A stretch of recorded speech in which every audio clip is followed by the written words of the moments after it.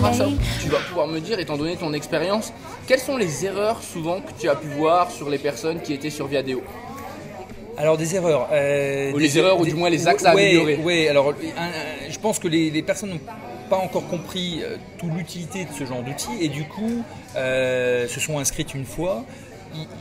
Ils jettent 2-3 mots pour avoir un mini profil, mais vraiment rempli à minima, et n'ont pas mis leur photo. Par exemple. Alors la photo, c'est aujourd'hui essentiel d'avoir une photo. Ça fait partie de cette image de marque, hein, de cette marque personnelle. Du coup, la photo, on sait sur Viadeo que quand il y a une photo, il y a 30 à 40% de plus de clics et de consultations du profil que quand il n'y a pas de photo. Donc aujourd'hui, c'est essentiel d'avoir une photo. 30 à 40%, n'oubliez pas. Voilà, ça c'est une première réalité. Après, une erreur qui est assez courante quand même, c'est de voir à la place de l'intitulé du post qui apparaît à côté de la photo, de voir en recherche active. En recherche active, c'est pas vendeur, ça va pas attirer le recruteur. Le recruteur, il cherche pas quelqu'un qui est en recherche active. Il cherche un chef de produit, il cherche un commercial, il cherche un responsable informatique, un contrôleur financier. Il va pas chercher quelqu'un qui est en recherche active. Si cette personne est en recherche active, c'est-à-dire disponible, c'est même plutôt ça qu'il faudrait mettre en avant, c'est un plus. Si jamais le recruteur est dans une urgence de recrutement. Mais sinon, c'est vraiment pas un atout. Donc, oubliez cette mention en recherche active à la place du poste. C'est l'intitulé du poste que vous occupez, que vous avez occupé ou que vous visez. Un petit peu comme le titre qu'on mettrait sur un CV. D'accord. Voilà, ça c'est important. Et puis il y a une rubrique qui est un peu méconnue aussi, c'est la rubrique présentation sur Viadeo, qui existe sur LinkedIn aussi, qui permet, c'est un espace un petit peu libre d'expression sous la photo, qui permet de présenter son offre de service, qui on est, où on en est aujourd'hui un petit peu de son projet, de sa vie professionnelle, et qu'est-ce qu'on peut proposer.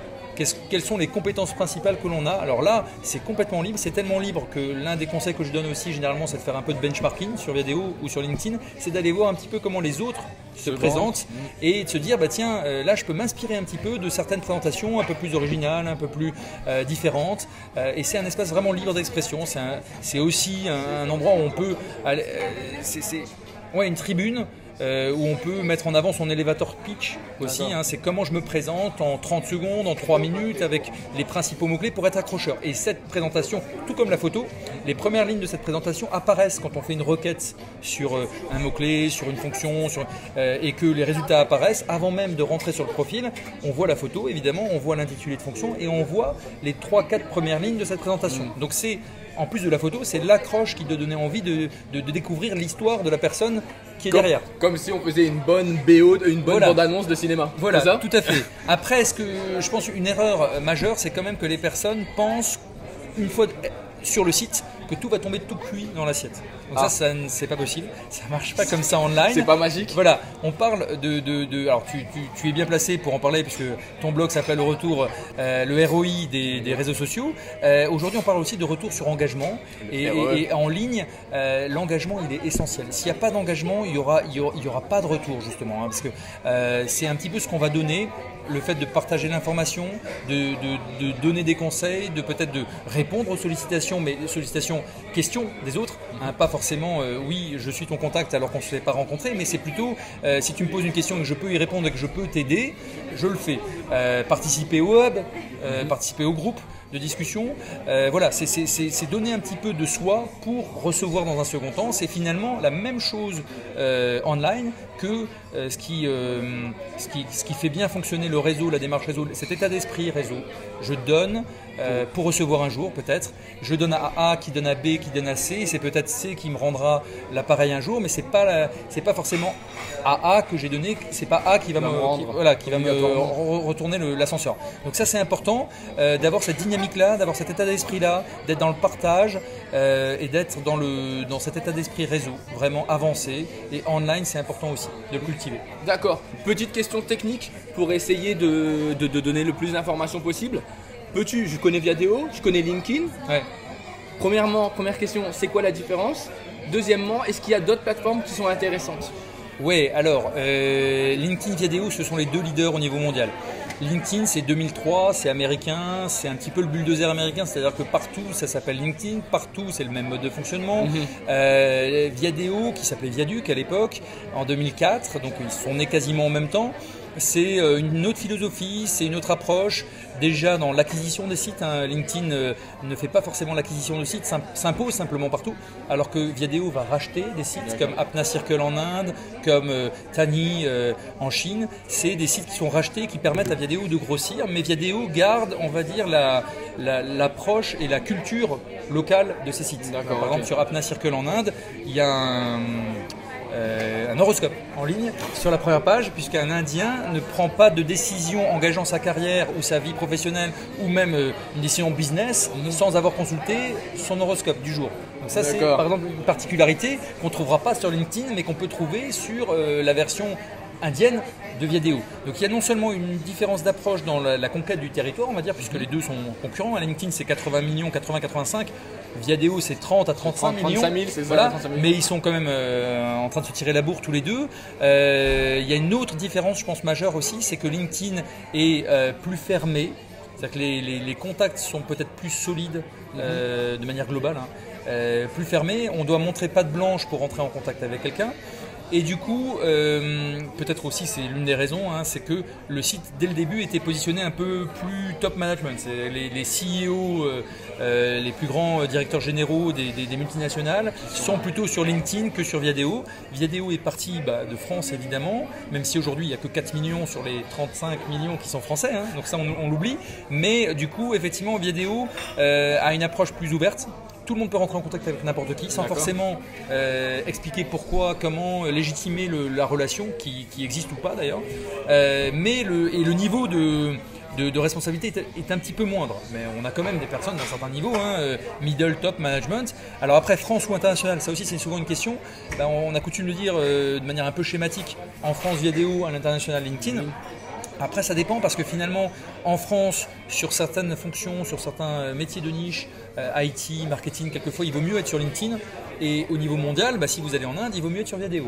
Donc là, il n'y a pas de règle absolue non plus. Ça dépend de votre marché, mais en même temps, le choix, autant le faire a posteriori. Parce que dans un premier temps, les deux vont concourir à donner une image cohérente, maîtrisée de soi, qui vont permettre, si on a deux résultats sur ces réseaux sociaux, deux profils, on va maîtriser les 2-3 premiers résultats sur une recherche Google, et du coup, autant en avoir deux plutôt qu'un seul, déjà, cette cohérence d'image. En même temps, on va avoir d'un côté des contacts qu'on n'aura pas forcément de l'autre, des recruteurs pour ces opportunités professionnelles qui pourraient se présenter, qui sont d'un côté et pas forcément de l'autre non plus. C'est un peu comme si... en termes de job board, on avait son CV en France sur l'APEC et sur Monster, mais pas sur Cadre Emploi, alors que certains recruteurs vont utiliser que Cadre Emploi. Donc voilà, ça c'est un petit peu, c'est vrai.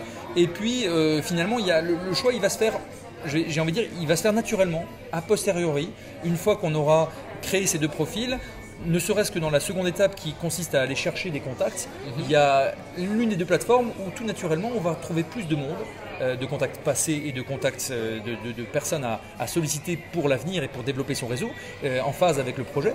Et du coup, il y en a un qui va ressortir comme étant l'outil, le meilleur outil pour chacun. C'est donc pour moi peut-être que c'est Viadeo, pour toi ça sera peut-être LinkedIn, alors que au début c'était pas aussi net que ça. Donc c'est vraiment à chacun de trouver le meilleur réseau pour lui. Le meilleur réseau, c'est le meilleur réseau pour la personne, c'est pas le meilleur réseau de manière globale. De manière générale. Voilà. Après, un troisième outil dont on peut parler quand même aujourd'hui, il y en a un ou deux comme ça, ce sont des CV blogs. C'est-à-dire que la possibilité pour chacun de créer son CV sous forme de blog, de site, de pages dédiées sur Internet. On a Do You Buzz, il y a Easy CV qui permettent ça. Je vous mettrai les liens en dessous juste après pour que vous puissiez essayer d'aller voir. Et ça, ce sont des outils qui permettent d'avoir son CV en ligne. Alors là, c'est vraiment peut-être l'avenir du CV demain. Même si le profil Viadeo est déjà une avancée, mais aujourd'hui est le prolongement, le complément un petit peu du CV online. Là, avec des outils comme ça, on a vraiment une présence maîtrisée. Ils ont repris, je pense, le principe au début, c'était des personnes avaient l'envie de se démarquer et pour se démarquer, créer un site qui était dédié à la mise en avant de leurs compétences. D'accord. Et là, finalement, ils se chargent de l'interface, ils se chargent de l'administration du site et ils proposent un certain nombre de designs qui permettent de présenter son CV un peu comme on veut, sans prendre le risque d'ailleurs qu'il ne soit pas lu, puisque ça c'est le cas quelquefois pour certains CV quand ils sont traités par des logiciels. Là, la plateforme est saine à ce niveau-là, mais on va pouvoir paramétrer son CV, on va pouvoir mettre des liens vers ces différents profils en ligne, on va pouvoir mettre un lien vers son blog, on va pouvoir mettre un contenu aussi multimédia, ce qu'on appelle le portfolio, avec une Des partie slideshares, des slideshares, donc des documents PowerPoint, avec une partie vidéo éventuellement si quelqu'un a été filmé ou a participé à une interview, avec pour une personne qui aurait fait un docteur qui aurait fait une thèse, sa thèse en ligne. Enfin, on peut comme ça vraiment se mettre en avant et là aller assez loin dans ce qu'on montre de soi par rapport à un CV classique. Autre avantage, c'est qu'on a une adresse URL attitrée avec le prénom et le nom. Oui. Hein, et gratuitement tout ça, on peut aussi avoir, on va nécessairement avoir, son CV va être très bien référencé. Okay. Et c'est le cas notamment de Do You Buzz qui permet quasiment à 100% d'avoir la première place sur une requête Google. Oh. Voilà. D'accord. Dernière question. Oui. Si maintenant tu aurais un conseil à donner, et là je vais donner vraiment un public cible, des étudiants, si tu devrais leur donner des conseils par rapport à leur présence sur le net, par rapport à l'emploi, qu'est-ce que tu leur dirais? Alors, on va dire 3, je suis sympa, 3 je conseils. t'embête pas trop longtemps, après on mange. Faites gaffe à Facebook. Ça, je pense que vous êtes au courant aujourd'hui que c'est un outil un petit peu dangereux, qui peut être un très bel outil à condition d'être bien utilisé, mais il faut être vigilant quand même, au moins sur bien régler ses paramètres de confidentialité. Et là, on peut même, par rapport à des photos taguées, par exemple, opter pour le fait que ces photos, si vous apparaissez sur une photo et que vous êtes tagué dessus, n'apparaissent de votre côté que chez vous, visibles que de vous-même et pas de vos amis. Donc ça, c'est une première chose. Interdire l'accès à votre mur aussi pour les autres, forcément, et bien choisir ses amis. Bon, ça... Et peut-être avoir des listes aussi. On peut avoir une liste d'amis, une liste famille, une liste peut-être contact professionnel. C'est un peu plus difficile, mais ça permet de ne pas donner le même accès à tous. Hein, donc moi je pense que ce qui est préférable quand même dans un premier temps, c'est garder le côté perso, privé pour Facebook et le pro pour le reste, c'est quand même plus facile. Deuxième conseil, c'est d'avoir justement investi et d'avoir un profil sur les 2-3 outils qu'on a pu citer, LinkedIn, Viadeo, Do You Buzz. Voilà, donc ça permet très rapidement, alors même si ça prend un peu de temps en termes de référencement, ça permet très vite d'avoir les 3 premiers résultats quasiment assurés sur Google, et ça n'a pas de prix aujourd'hui. Donc ça, c'est vraiment important. Et le troisième, c'est peut-être l'ordre dans lequel vous allez pouvoir utiliser ces outils.